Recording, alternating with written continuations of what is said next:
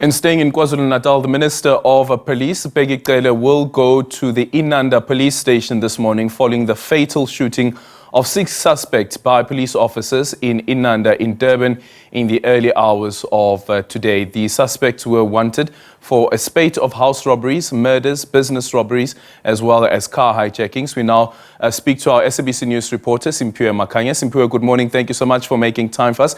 Have any more details been revealed around this incident?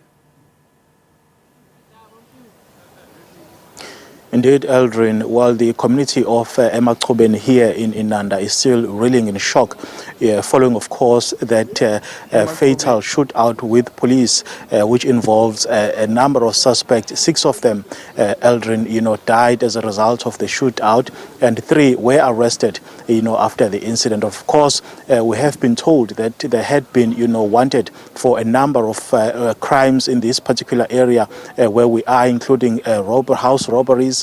I'm talking about your murders as well as other serious crimes. This particular area, Eldrin, of Inanda is very notorious when you talk about the issue of serious crimes. In the recent crime stats, the issues of house robberies, also murder, were cited as very problematic in the area of Inanda. But of course, we do have with us the police spokesperson here in the province of KwaZulu-Natal. That is Brigadier J. Naika, who's going to explain to us what essentially happened in this particular incident. Thank you so much for your time, Brigadier. Thank you, Simphiwe. Yeah, so the police at Inanda, as well as crime intelligence, had been investigating this group because there has been a number of robberies, multiple cases, in fact, in this area.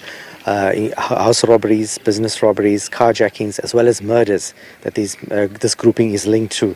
And in all of these incidents, the information came that they were armed with automatic rifles.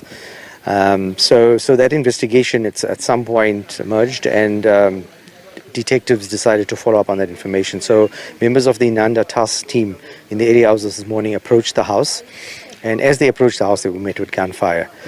There was obviously an exchange of gunfire, and following a protracted shootout, police discovered that 6 of the men were fatally wounded. They also arrested another 3 people in the house, and that includes a 31-year-old female. They found 2 automatic rifles as well as a shotgun in the house. Were any of your members injured in the shootout? I think one of the police officers was grazed by a bullet, but not a serious injury, fortunately. Of course, there's another incident which happened in Pietermaritzburg, the discovery of 5 bodies there. Can you talk to us about that? Okay, the community of Edendale brought this to the police's attention when they could not raise the family for a day. So late yesterday afternoon, they contacted police, and that's when police discovered the bodies of 2 adult females and 3 children in the house. They had sustained horrific wounds, head wounds, and police found a bloodstained X on that scene. So we're very concerned. From what we could see, might have been somebody that's close to them who had access to the house, and maybe that's why they didn't put up a resistance. But we've handed that case over to the Provincial Organised Crime Unit, and we hope that they will be able to make a breakthrough soon. Any leads on that? At this stage, no leads. Very early in the investigation.